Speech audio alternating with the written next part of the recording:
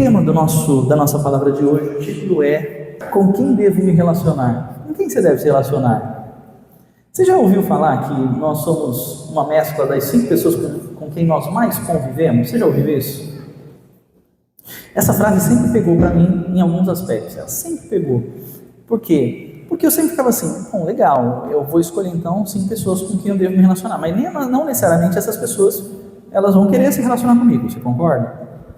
Eu fiquei meditando sobre isso, e aí depois eu ficava assim, mas bom, e se eu pensar, poxa, eu só me relaciono com pessoas com quem eu vou aprender, e ninguém nunca vai aprender comigo? Faz sentido? Porque aí de repente a gente se torna, quem conhece aquele texto que fala assim, que nós não devemos fazer acepção, Deus não faz acepção de pessoas. Então eu sempre tive, a Simone sabe disso, minha esposa, sabe que eu sempre tive para mim, que se a pessoa se achega a mim e quer ser meu amigo, dentro das minhas limitações, dentro do meu tempo, dentro dos compromissos que a gente tem, eu estou aberto. E aí acontece muito, né, amor? Quantas vezes a gente não se magoou porque a gente queria ser amigo de alguém e essa pessoa fechou a porta da casa pra gente, fechou a porta do coração pra gente? E aí eu sempre falava para Simone assim, bom, não era da vontade de Deus, e essa pessoa que está perdendo. E às vezes magoa a gente, né? Vamos falar um pouco sobre relacionamento, que é um dos temas que eu mais gosto de falar a respeito, né? Assim, o tema relacionamento para mim, desde a minha juventude, sempre foi um tema que Deus falou. Eu sabia que na minha vida eu ia falar muito sobre relacionamento, e nesse momento eu não vou falar, apesar de que no final eu vou fazer uma oração específica pelos casais, mas eu não vou me focar no relacionamento conjugal. A gente vai falar sobre o relacionamento de uma maneira geral e o que a Bíblia fala a respeito disso. Essa semana, eu não sei quantos fazem, eu sei que algumas pessoas aqui fazem isso dessa forma, né? Nós temos na Lagoinha, nós temos um plano de leitura bíblico anual. E nesse plano de leitura bíblico anual, estamos lendo, né? Entre alguns livros, nós estamos lendo 1 Coríntios. E um dos textos de 1 Coríntios me chamou muita atenção. E eu fiquei com isso, e quando eu estava buscando, Senhor, o que eu devo pregar, esse texto ficou ardendo, e aí o Senhor me deu a palavra com base, na verdade ele me lembrou de um outro texto, que é um dos meus preferidos da Bíblia, e aí esse texto de 1 Coríntios entrou e a gente vai trabalhar em cima dele. Mas o texto base, João 17. João 17, para mim, é Quem já me conhece há um certo tempo sabe que eu falo muito sobre João 17. E eu vou falar com outro enfoque neste momento, mas uma das últimas pregações que eu fiz lá na igreja de São José dos Campos foi justamente sobre João 17. Para quem não sabe, João 17 é o momento que Jesus está orando antes de ir para a cruz. E aí, antes de ele ir para a cruz, João relata que Jesus fez 3 orações específicas. E eu gosto muito de falar sobre a terceira oração, não é o tema da pregação de hoje, porque o terceiro e último pedido, a terceira e última oração que Jesus fez antes de ir para a cruz, foi orando por mim e por você.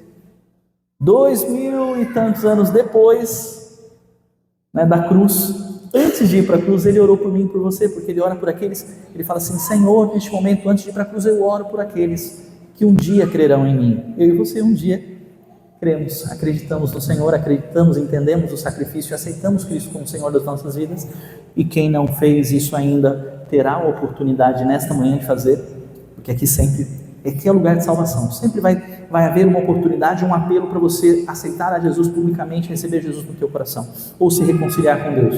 Então você terá essa oportunidade. Mas, nesse momento, o Senhor me levou a lembrar de um trecho da segunda oração que Jesus faz. Eu ainda vou fazer uma oração em que eu vou falar das 3, tá? Mas eu vou falar agora da segunda. João 17, a partir do versículo 15. Basicamente, as 3 orações, Jesus primeiro ora por si mesmo e fala para que o nome do Senhor seja glorificado através dele, fala do sacrifício, né? Ele faz uma oração por ele, para que o Pai seja glorificado através dele. A segunda oração, ele fala daqueles que o Senhor havia dado para eles naquele momento. Jesus, o Senhor deu discípulos para Jesus naquele momento, que ele chamou e aceitaram o chamado. Gente, quem assistiu aqui The Chosen ou outras séries e filmes que falam a respeito de Cristo, sabem que muitas e muitas pessoas, não só apenas 12, né? Teve os 12 apóstolos, os 12 discípulos, que foram aqueles chamados, né, um por um, para ser aquele núcleo íntimo, aquele grupo estratégico de generais, né, que seriam responsáveis por depois até estabelecer a igreja de Cristo quando Cristo ascendesse aos céus. Mas foram muitos e muitos discípulos que foram feitos nesse período. E aí, a segunda oração que Jesus faz antes de ir para a cruz é sobre estes discípulos que Deus havia dado a ele, para que continuassem a pregar o evangelho do reino que ele começou a pregar, revelando Deus aqui na terra, quando ele veio em carne. E aí, no versículo 15, ele fala assim: não rogo que os tires do mundo, mas que os protejas do maligno. Versículo 16. Eles não são do mundo, como eu também não sou. Versículo 17. Santifica-os na verdade. A tua palavra é a verdade. Versículo 18. Assim como me enviaste ao mundo, eu os enviei ao mundo. E em favor deles, versículo 19 diz: eu me santifico, para que eles sejam santificados pela verdade. Amém? Feche os teus olhos um instante, vamos fazer mais uma oração. Pai querido, fala através desta palavra, Senhor, conosco. Queremos ouvir a Tua voz, queremos entender a Tua direção e queremos, Senhor, receber essa palavra e colocá-la em prática. Nós sabemos que de nada adianta. A Bíblia fala que é como se, o próprio João fala, que se nós somos apenas ouvintes da palavra, isso entra por um ouvido e sai pelo outro e não muda nada, de nada adianta. É como alguém que olha no espelho e olha a sua imagem ali no espelho e daqui a pouco já esqueceu, já não tem mais essa imagem na sua cabeça, de nada adianta. Mas Pai querido, que esta palavra que está sendo ministrada entre em raízes, crie raízes dentro de cada um, e que essa palavra venha nos santificar, nos separar, nos conduzir, nos revestir de autoridade, e que nós possamos ser fortalecidos pela direção que o Senhor nos dará agora, e que nós possamos ter atitudes nossas mudadas ao longo da semana, com base nessa palavra que nós vamos receber, que nós possamos glorificar o Teu nome ainda mais com as nossas vidas, praticando essa palavra que vai ser ministrada nesta manhã. É o que nós pedimos em nome de Jesus. Amém? Glória a Deus. Eu coloquei alguns pontos para a gente meditar. E o primeiro ponto, que eu acho curioso, é Jesus falando assim: não os tire do mundo. Olha a oração. Jesus, gente, é difícil o mundo? É. A vida aqui nessa terra é fácil? Quem acha que é fácil, levanta.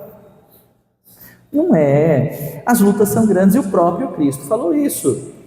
No mundo tereis aflições, mas fique tranquilo, eu já venci o mundo, eu venci todas as coisas, vocês não precisam se preocupar em nada.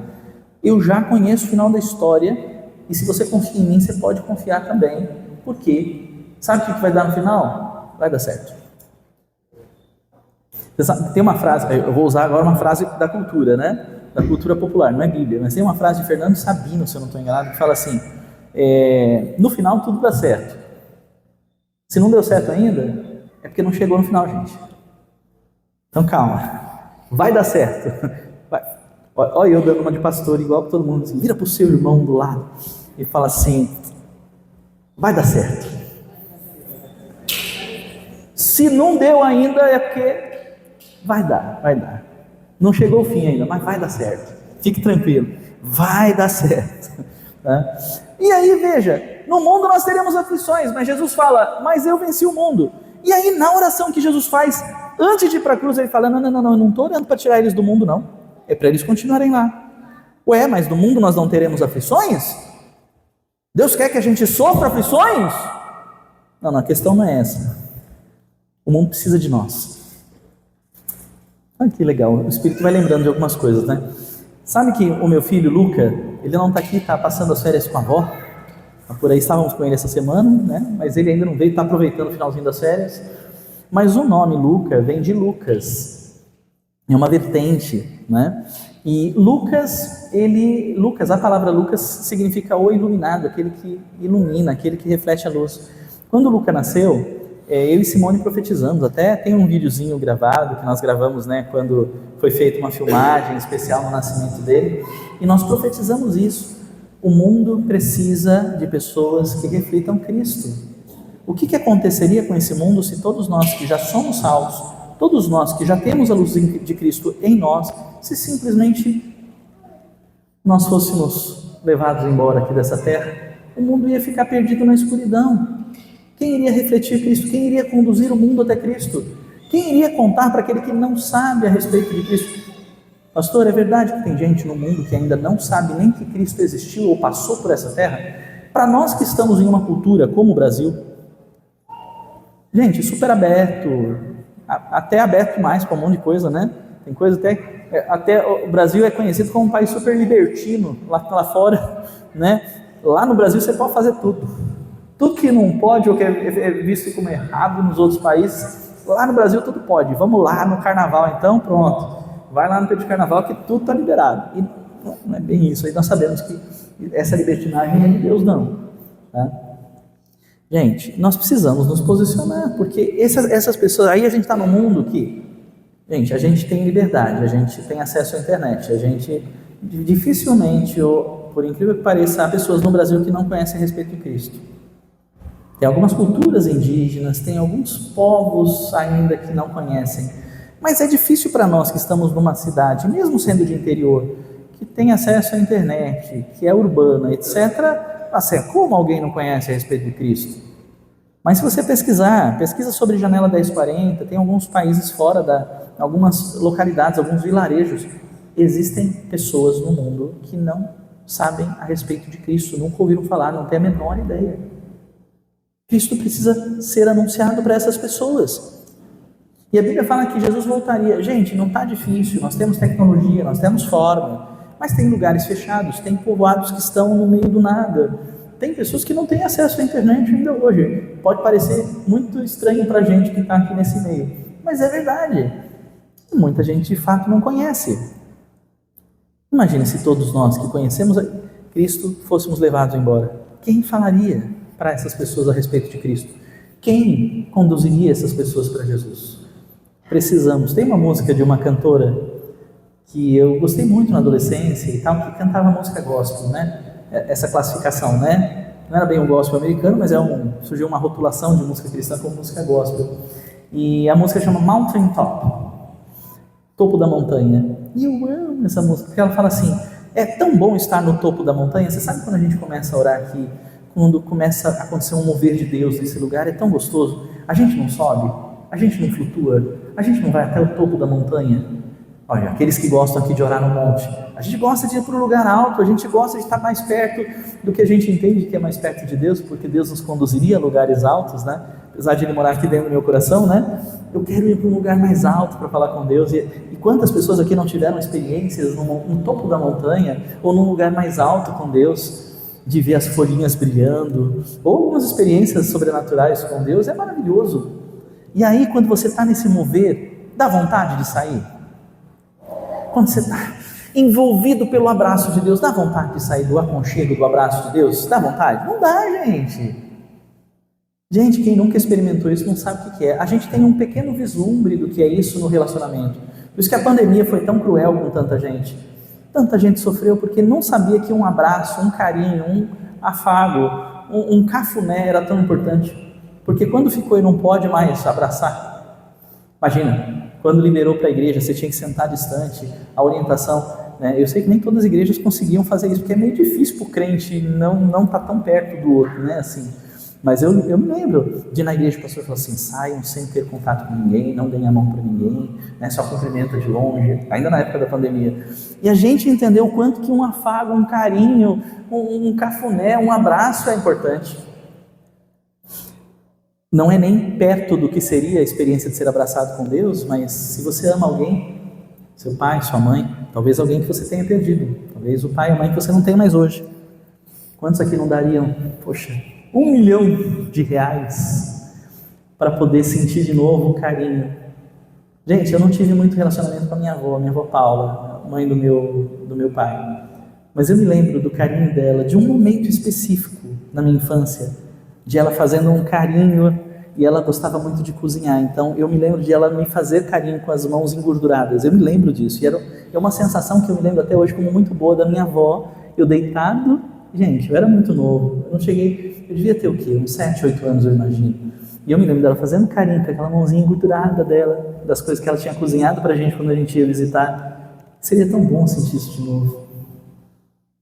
E aí dá vontade de ficar nesse abraço, o abraço da minha esposa. Tem coisa melhor? O carinho da minha esposa? Tem. Tem o abraço do Senhor, é muito melhor. Mas eu tenho um pequeno vislumbre nisso. No nosso relacionamento, carinho, afago, a gente sente um pouquinho do que é sentir Deus, a experiência. Aliás, Deus nos abraça quando o nosso irmão nos abraça. Você sabia disso? Como é que nós somos abraçados por Deus? Deus usa você, me usa cada um aqui para abraçar com o amor de Deus. E a gente quer ficar lá. Se a gente continuar eternamente no abraço de Deus, e as pessoas que nem sabem que existe a possibilidade, há um caminho que pode levar elas ao colo de Deus também. Como é que vai ser? Você sabe disso e não vai contar para ninguém? Que egoísmo. Não pode. Não tem como. Mas para isso eu preciso continuar no mundo. E no mundo há aflições. E no mundo há luta. E no mundo é difícil. Mas o Senhor já venceu tudo por você. E aí Jesus faz essa oração antes de ir para a cruz. Olha, o Senhor me deu vários discípulos aqui. Pessoas que vão levar adiante a mensagem do Evangelho. Não os tire do mundo. Parece estranho, né? É mais ou menos como orar assim. Nossa, o irmão está com um problema. Deus, não tire desse problema. O quê? A gente está acostumado que a gente acha que tudo, né? Vem aqui, o pastor vai orar que vai acontecer um milagre, né? Você está com uma dívida. Gente, mas Deus conhece a sua vida, sabe que às vezes não foi Deus que colocou você na dívida, foi você mesmo, e você precisa aprender a lidar com isso. E aí você sabe que muitas das vezes Deus não vai tirar você da dívida, e você, não adianta você ficar com raiva de Deus, é porque Ele está trabalhando o teu caráter, é porque Ele está forjando você, porque Ele quer te ensinar a lidar com as finanças, ao invés de simplesmente, né? A gente fala muito disso, né? Adianta você só dar o peixe se não ensina a pescar? Não adianta muito. Precisa fazer, pode dar o peixe no momento que a pessoa necessita, mas ajuda a pessoa a ensinar a pescar e não ficar acomodado, a sair pescar, fazer o que precisa ser feito. Então, Deus conhece teu coração, sabe como você é, sabe de que maneira Ele tem que tratar com você, sabe se Ele pode liberar a cura imediatamente ou se é importante para você viver uma experiência com Deus, você ainda permanecer enfermo durante um tempo. É verdade, a vontade dele é sempre curar, mas Ele sabe como tratar com você, Ele sabe como forjar o seu caráter e como te ensinar o que você precisa aprender, ou como quebrar o teu coração duro, endurecido de pedra, ou quebrar o teu orgulho. Ele sabe, mas a oração dele é: não tire eles do mundo. No mundo eles vão ter um monte de problema, aflição, vai dar ruim, um monte de coisa, vai ser complicado, tem hora que ele vai querer morrer. É verdade? Gente, o que a gente ouve de gente falando assim, não aguento mais, eu preferia estar... Gente, Elias, estava falando do Elias aqui agora há pouco. Elias faz uma oração: Deus, me leva. E tem outros personagens bíblicos que falam a mesma coisa. Paulo fala: para mim morrer é ganho. Então Deus, se quiser levar, pode levar. Não, mas tem uma obra ainda. Está vendo a oração de Deus se cumprindo em Paulo. Porque Paulo fala assim: o morrer para mim é lucro. Eu já sei que se eu morrer eu estou com Deus.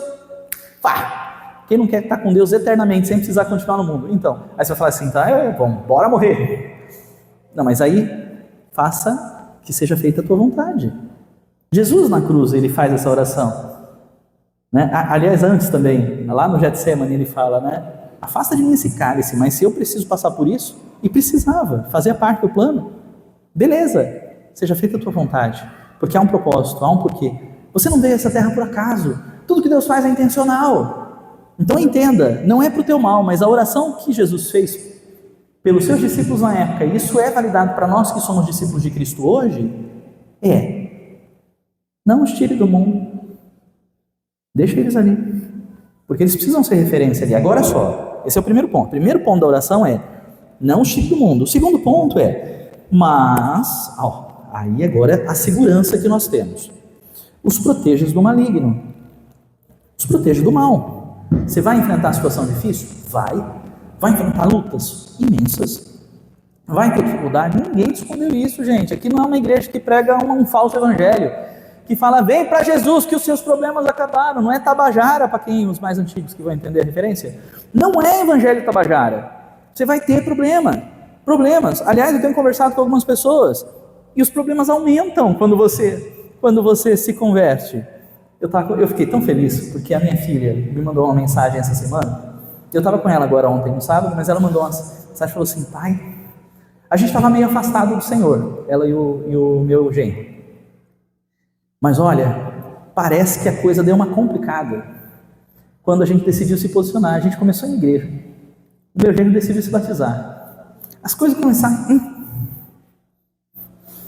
e começou a dar um monte de problema. Começou a quebrar uma coisa, quebrou o carro. Pensa em tudo que começa de errado, pai. Mas ó como é que é a importância do que é dentro de casa. Mas eu já entendi, é espiritual. É espiritual. E eu entendo que eu tenho que confiar no Senhor. Eu falei, que bom que o que a gente ensinou está lá. O pai fica tão feliz quando, infelizmente, a gente comete erros, né? Eu sei que eu cometi erros na criação da minha filha, na criação do meu filho. E gente, nós vamos cometer.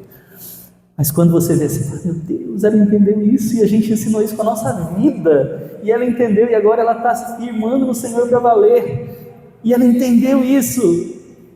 Os problemas começam, parece que aquilo que não te atormentava vem te atormentar. Claro que o diabo vai querer te... Sabe por quê? Porque ele entende que no mundo tem aflições, mas o Senhor te guarda do mal se você estiver firme nele. E quando a pessoa começa... Não é nem retaliação, isso aqui não é uma pregação sobre retaliação, que o diabo retalha, que você vem, o diabo se levanta. Gente, quem é o diabo para se levantar contra o Filho de Deus? Deus está com você. Você lembra da pregação da semana que vem? Se Jesus está dentro do barco com você, você vai se preocupar com o quê? De verdade? Fala sério.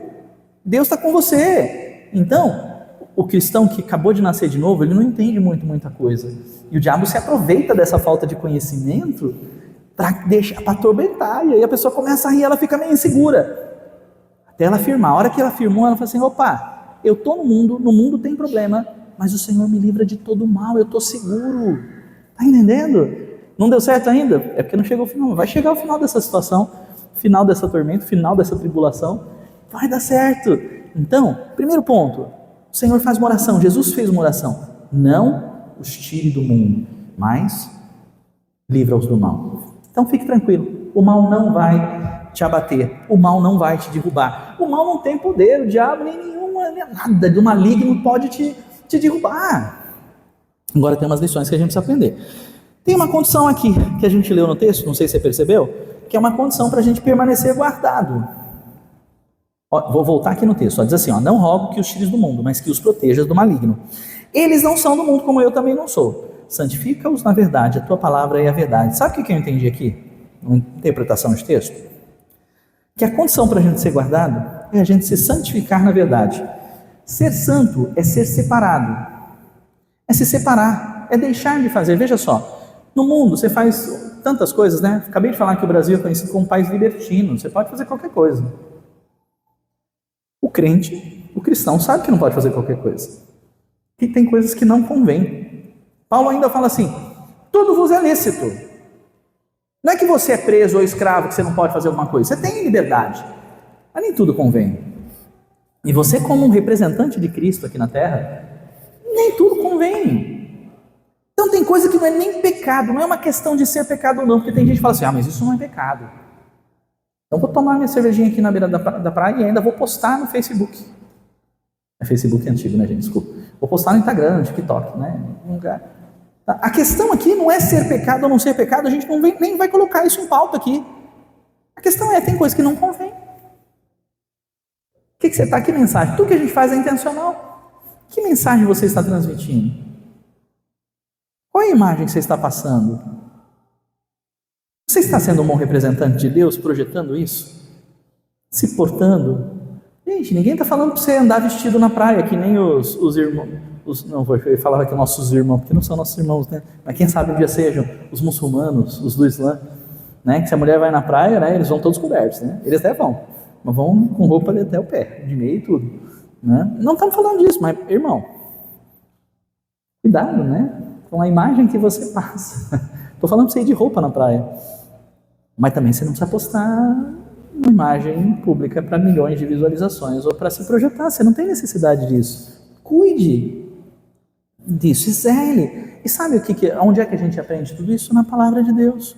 Ser santificado é ser separado. Como é que eu conheço o que é certo, o que é errado e como eu devo me portar, como eu devo agir, o que eu devo fazer, como eu devo ganhar dinheiro, como eu devo ser próspero? Por incrível que pareça, gente, nós temos hoje vários coaches e mentores cristãos. E eles se baseiam na palavra de Deus para ensinar prosperidade para a galera. E você sabe que muito pastor parou de falar sobre dinheiro, porque há um tema polêmico na igreja, sendo que a Bíblia fala tanto sobre dinheiro, e aí os coaches estão falando aí fora da palavra, estão usando a Bíblia para ensinar como as pessoas vão prosperar. Peraí, está na Bíblia como você deve prosperar, como é que você vai prosperar, você está entendendo? Está na Bíblia. Então, gente, leia a Bíblia, mergulhe na palavra, mergulhe na lei de Deus, é o que nós lemos em Salmo 19:7, aqui no momento da oferta, que foi um texto que me impactou tanto. A palavra de Deus te toca, a palavra de Deus te trabalha na tua alma, te motiva, te revela a vontade de Deus. Qual é a vontade de Deus para a tua vida? Ainda que não seja pecado, o que o Senhor está falando para você fazer? Nunca me esqueço de uma irmãzinha, vou até mandar acho que essa pregação para ela, porque nós nos reencontramos na internet. Foi uma ovelhinha do meu pai é pastor também, lá atrás, que se converteu através do meu pai. E eu lembro que essa irmã, ela tinha tido uma primeira experiência numa igreja que não podia usar calça. E aí ela sempre usava saia, mas quando ela começou a ir na igreja, né, no ponto de pregação que meu pai era pastor, ela entendeu. Meu pai falou, olha, realmente, biblicamente, não tem problema você usar calça. E ela voltou a usar calça.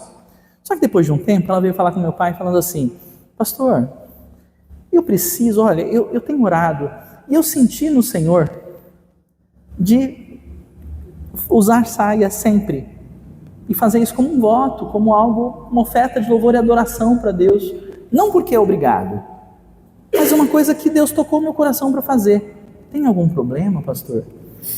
Claro que não. Não é porque é pecado ou não é pecado usar calça, saia, mulher usar calça, não é questão, não é essa. A questão é, se o Senhor tocou o teu coração para fazer algo, claro que Ele nunca vai tocar o teu coração para fazer algo que seja pecado, mas não é por isso que você está fazendo. Mas Deus tocou o teu coração, não é pecado de repente beber, mas Deus falou, nunca mais coloque uma gota de álcool, como faziam os nazireus. O que você vai fazer? Nunca mais vai fazer isso. Se é o que o Senhor está tocando você para fazer, assim o faça. Em 1 Coríntios 7, que foi um dos últimos textos que a gente leu na leitura bíblica dessa semana, Paulo falando sobre orientação, sobre casamento, sobre os solteiros e tal, ele fala, olha, se algum solteiro quiser se dedicar só para servir ao Senhor, desde que não fique se ardendo em desejo, né, porque se está se ardendo em desejo de vontade de ficar com alguém, é melhor casar, aí você siga. Mas se você consegue conter o seu desejo e fazer, gente, tem gente que tem isso, não é que é uma regra, não, uma regra, como a gente vê em algumas igrejas, né, que entendem que o sacerdote tem que fazer um voto de celibato. A questão não é essa. A questão é que se o Senhor falar para você, você é um jovem solteiro, e guarde-se, faça um voto ao Senhor e se guarde, não precisa casar, mas se dedique como um missionário. O pastor Eliseu está tendo umas reuniões agora essa semana para enviar a gente para a Coreia. Tem alguém aqui que está disposto a ir para a Coreia e fazer a obra do Senhor? Quem? Aí Paulo fala em 1 Coríntios 7, se você vai cuidar da família, gente, inevitavelmente, eu não posso simplesmente hoje falar assim, vou para a Coreia, eu tenho uma família, eu tenho filhos, eu tenho uma igreja para cuidar. Mas se você é um solteiro que não está se ardendo em desejo e está entendendo em Deus que você pode se guardar e se preservar, talvez não para sempre, mas para se dedicar à obra do Senhor, boa obra você vai fazer, amém, glória a Deus, vamos para a Coreia, vamos para onde o Senhor mandar. Estão entendendo?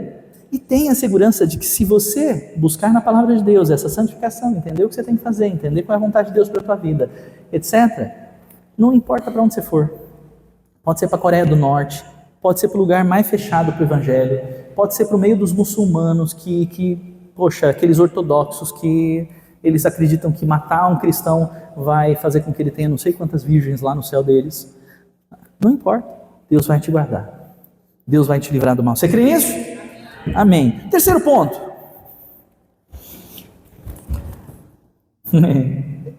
É meio óbvio, mas vamos lá de novo. Ó. Não rogo que os tires do mundo, mas que proteja do maligno.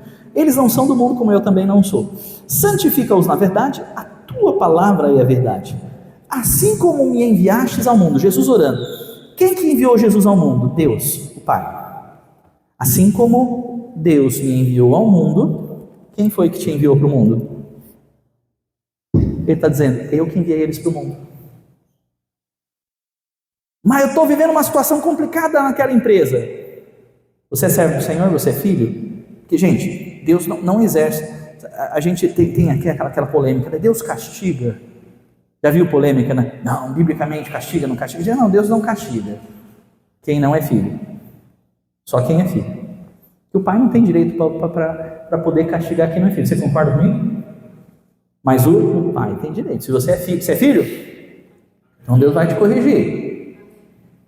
Tá? Agora entenda o seguinte, Ele que te enviou por meio dessa situação. Se você crê em Deus e crê que Deus está conduzindo a tua vida, eu estou naquela empresa, eu não suporto mais aquele chefe, aquela pessoa, não aguento, eu não aguento. Opa, peraí. Quem te enviou para essa empresa? Você é discípulo? Você é filho? Quem te enviou? Que silêncio constrangedor. A Bíblia está dizendo, foi Jesus que te enviou para essa situação. Ô queridão, se Ele te enviou, Ele te dá respaldo. Ele te protege, Ele te guarda, Ele te livra do mal. Mas você tem que ser um bom representante. E aí a pergunta é, você está sendo um bom representante ou você está dando mau testemunho lá? Você está sendo um bom representante de Cristo ou você está tendo que até disfarçar que você não é crente porque você fez umas coisas lá que se descobriu que você é crente, eu falei, ei, não é possível. Falando essas coisas? Brigando com o chefe toda hora? Encrespando com os colegas de trabalho? Não, não é possível. Está na hora, Deus. Está na hora de mudar de atitude e entender que você é discípulo e Jesus te enviou. E se Ele te enviou como um representante dele. E você tem sido um bom representante de Cristo? Aí está. Mas Ele te enviou, entenda que foi Ele que te enviou. Quem te trouxe aqui? Eu falei no começo. Você que está visitando, quem te trouxe aqui? Não foi homem, não foi alguém que te convidou aqui, que faz parte dessa igreja, não. O Senhor usou alguém, mas o Senhor que te trouxe, Ele que te enviou. Então preste atenção, não perca aquilo que o Espírito está falando com você. E o quarto e último ponto, eu tenho 2 últimos pontos para finalizar a palavra. Tá? Jesus te enviou ao mundo. Quarto ponto, Jesus fala assim no versículo 19: em favor deles eu me santifico, para que também eles sejam santificados pela verdade. E aqui eu estou dizendo para você o seguinte: você é um representante de Cristo, Cristo te enviou. Você precisa se santificar agora, sabe por quê? Porque outras pessoas precisam ser santificadas pela verdade que você professa. A responsabilidade é maior. Quem é pai? Por isso que não dá, mas eu não sou pai. Mas, gente, aprenda com o exemplo de quem é pai. Gente, uma coisa que dói no nosso coração é quando a gente vê o nosso filho reproduzindo. A gente se alegra quando vê o filho reproduzindo uma coisa boa. Mas quantos aqui já não... Inclusive eu, tá? Confesso meu pecado aqui. De ter visto meu filho falar uma coisa feia, que fui eu que disse, ele ouviu eu dizendo. Ou seja, ele reproduziu o que eu fiz de errado. Nesse momento você tem que entender o seguinte: você representa Jesus.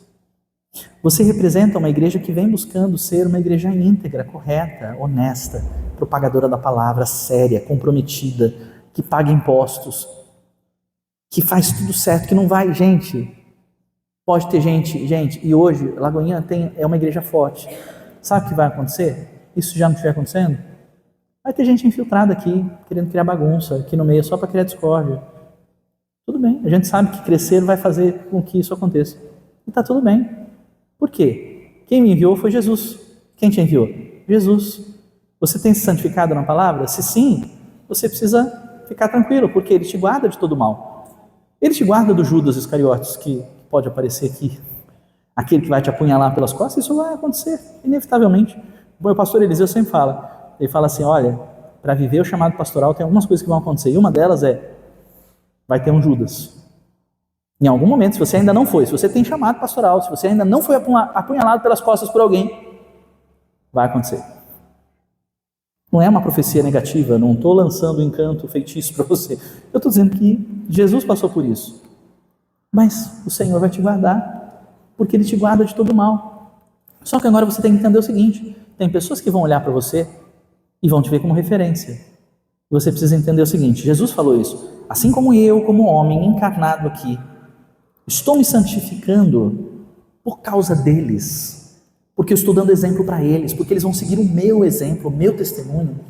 Eu e você precisamos ser esse testemunho aqui na terra, por causa deles. Você não vai fazer discípulos para você, não. Você fará eu não faço discípulos para Fernando Gasparetto e nem nós estamos fazendo discípulos para Lagoinha. Nós estamos fazendo discípulos para Cristo. Mas você é representante de Cristo e as pessoas vão olhar para você e vão reproduzir o que você está fazendo. Você precisa se santificar por causa daqueles que virão para Cristo através de você. Por causa dos teus filhos, por causa da sua família, por causa dos teus pais que estão olhando para você vão ser influenciados pelo teu testemunho. Pode ser que eles não se convertam pelo tanto que você já falou de Jesus para eles, ou para esse familiar que ainda não aceitou Jesus e ainda não se entregou a Cristo. Mas vou dizer para você, o teu exemplo vai impactar. A maneira como você vem se santificando é capaz de, por si só, sem nenhuma palavra proferida, trazer gente para Cristo. Porque as pessoas vão querer estar perto de alguém que transforma, que faz o que faz e que tem feito na tua vida, que transforma caráter, que muda uma pessoa que era um bandido, um assassino, um estuprador, um pedófilo, e que faz essa pessoa um santo, um santificado. Ah, mas eu não sou nada disso, pastor. Mas nós somos terríveis, a Bíblia fala, Paulo fala, não tem nenhum que preste. A tendência nossa é o pecado, por causa desse vírus maldito do pecado. Então entenda, Deus está com você, você tem que ser um bom representante, precisa se santificar. E eu encerro a palavra com duas colocações aqui. Primeiro, não fique só. Há um perigo em você se isolar. Eu quero trazer aqui à tona um versículo que é muito conhecido de muita gente, Eclesiastes 4. Eu quero citar o versículo 12, mas eu vou ler desde o 8, tá? Que é um dos versículos, quando a gente fala de relacionamento, é um dos versículos chaves aqui, é um dos textos chaves a respeito disso. Há um perigo em você ficar sozinho. Você já deve ter ouvido que uma vara sozinha, ela é fácil de ser quebrada, mas se você colocar várias varetas juntos, várias varetas de bambu, colocar dentro de um feixe, alguém tentar quebrar isso. E aí o exemplo que nós encontramos na Bíblia é a respeito do cordão de 3 dobras, que geralmente é um texto que a gente utiliza em casamento, que a gente quando fala do conjugal. Mas gente, o meu relacionamento com você, como irmão em Cristo, como família, precisa ser um cordão de 3 dobras, eu e você e Cristo. E quando está eu e você em Cristo, sabe quem vai conseguir quebrar a gente? Ninguém. Você acha que o diabo tem força para quebrar a gente? Gente, o cordão sou eu e você. Se fosse só eu e você, o diabo quebraria fácil. Mas tem uma terceira dobra, que é a dobra de Cristo aqui, ó, que junta aqui nessa corda. Quem que vai quebrar Cristo? Ninguém. Cristo já venceu todas as coisas, Cristo já venceu o mundo. Não há quem. Olha que legal, isso a partir do 8 diz assim: havia um homem, e eu acho legal, né, porque aqui o Salomão, ele usa uma pequena história para poder ilustrar a lição que ele está falando aqui, né? Ele fala assim: havia um homem totalmente solitário, não tinha filho nem irmão, trabalhava sem parar, contudo seus olhos não se satisfaziam com sua riqueza, ele sequer perguntava: para quem eu estou trabalhando tanto e por que razão deixo de me divertir? Isso também é um absurdo, é um trabalho muito ingrato. Ele vai falar ele vai dar os princípios agora nos próximos versículos, mas o que ele está falando? Homem solitário, trabalhou a vida inteira, ganhou muito dinheiro, tal, e quando ele morrer, esse dinheiro vai ficar para quem? Para ninguém. E para quê? Que ele se privou de diversão, se privou de tanta coisa, se guardou de tanta coisa, trabalhou que nem um condenado para si mesmo. Gente, há um segredo divino. Deus se relaciona com a gente através da comunhão que nós temos entre nós. Não teria valor algum você trabalhar para Deus se isso não se refletisse na vida das pessoas à sua volta. Não haveria o menor sentido ser um ermitão e eu posso adorar a Deus sozinho no meio da floresta. Todo mundo conhece o termo ermitão? Uma pessoa que desistiu de viver socialmente e fez uma casa na floresta e agora ele não se relaciona com ninguém. Essa pessoa pode dizer assim: eu sou de Deus, porque eu me relaciono só com Deus, eu e Deus. Não existe cristianismo só. Por isso que a Bíblia fala: onde 2 ou 3 e onde só você. Há um tempo em que você ora a sós com o Pai, há um tempo em que você tem um momento a sós com o Pai. Mas não existe cristianismo na prática se não houver Às vezes a gente nunca parou para pensar por que a gente chama o irmão de irmão, né? A gente já faz isso é uma coisa tão batida esse negócio de chamar a pessoa na igreja de irmão. É tão batido que a gente não fala assim: você tem noção do que você está fazendo, meu?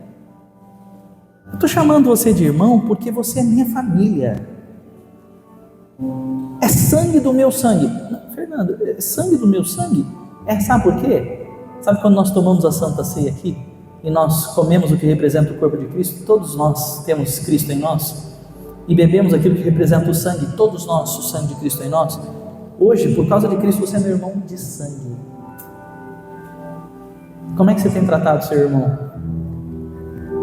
Você tem procurado, mesmo porque relacionamentos humanos são difíceis, você tem procurado se aproximar do teu irmão ou você tem se afastado? Você tem buscado ajuda no teu irmão e apoio ou não tem feito isso? Porque aí Salomão fala assim, é melhor ter a companhia do que estar sozinho. Porque a maior é a recompensa do trabalho de duas pessoas. Se um cair, o amigo pode ajudar a levantar. Mas o pobre do homem que cai não tem quem ajuda a levantar. E se dois dormirem juntos, vão se manter aquecidos? Gente, nesse frio então... Essa noite fez frio, gente. Mas eu estava aquecido pela minha esposa e ela por mim. Olha que lindo. O relacionamento nos aquece. Como, porém, manter-se aquecido sozinho? Um homem sozinho pode ser vencido, mas dois conseguem se defender. Um cordão de 3 dobras não se rompe com facilidade. E o último texto, 1 Coríntios 5, de 9 a 11, diz assim, que é o tema da palavra, com quem devo me relacionar? Entenda uma coisa aqui, que lendo esse texto, isso se destacou, eu falei, olha que eu nunca tinha me atentado dessa maneira para esse texto. Paulo fala assim, já lhes disse por carta que vocês não devem se associar com pessoas imorais. Tem uma outra versão bíblica que fala que você não deve se misturar com pessoas imorais. E ele aqui nesse texto fala muito sobre a imoralidade sexual, principalmente nessa área, tá? Porque é um pecado contra o corpo. Enfim, não cabe agora nessa ministração, é só para você entender. Então ele está falando sobre isso. Mas ele fala, eu já falei para você não se associar, não se misturar. Mas aí o versículo 10 diz assim, com isso eu não me refiro aos imorais deste mundo, nem aos avarentos ou ladrões ou idólatras. Você entendeu? Vou ler de novo. Olha o que está escrito aqui. Eu já lhe disse para vocês não se misturarem com pessoas imorais. Com isso, eu não me refiro aos imorais deste mundo, nem aos avarentos, aos ladrões ou aos idólatras. Sabe o que ele está dizendo? Não é para você se afastar dessas pessoas. Oi? Como é que essas pessoas vão ser influenciadas pelo bom testemunho de Cristo que você dá, se você se afastar delas e viver dentro de uma bolha evangélica? Paulo está dizendo o seguinte, e olha que é uma orientação até pesada. Eu vou encerrar com isso, não vou continuar falando, aí deixa Deus ministrar o seu coração. Mas olha só, ele não está falando se a pessoa ela foge, não se relaciona nunca, não chama para tua casa, não tem contato. Não. Se assim fosse, vocês precisariam sair desse mundo. Mas peraí, qual foi a oração de Jesus? Você está entendendo que Paulo está falando assim, ó, se você não pudesse se relacionar com ninguém idólatra, imoral e tal, não sei o que, sabe o que você ia ter que fazer? Sair do mundo. Mas peraí, qual foi a oração que Jesus fez lá em João 17? Não os tire do mundo. E aí Paulo está falando, você está dizendo aí, eu falei para você não se misturar com pessoas imorais. Mas se você não se misturar com ninguém desse mundo, todo mundo no mundo é idólatra, corrupto, pecador, etc. Só tem um jeito de você não se relacionar com ninguém, nunca desse jeito. É você sair do mundo. Mas Jesus orou dizendo, não os tire do mundo. Aí o versículo 11 diz assim, mas agora estou lhes escrevendo que vocês não devem associar-se com qualquer que, dizendo-se irmão, seja imoral, avarento, idólatra, caluniador, alcoólatra ou ladrão. Com tais pessoas você não deve nem comer mais. Tem como eu deixar de me relacionar com alguém pecador? Só se eu sair do mundo. Mas sabe aquela pessoa que se diz seu irmão, o que você chama de irmão, e não é o tema da pregação hoje, mas que de repente essa pessoa já foi corrigida, já foi orientada, já foi às vezes até disciplinada na igreja, e a pessoa continua no erro. Sabe o que a Bíblia falou? Sabe essas pessoas? Nem coma mais com elas. Meu Deus, não sabia que ia terminar assim, tão dura a pregação, né? Quer avançar? Quer viver o novo? Corte relacionamentos com as pessoas que se dizem irmãos, mas só estão te puxando para baixo, porque continuam no pecado. E você sabe que quem continua no pecado não quer pecar sozinho, ele quer que o outro peque com ele também.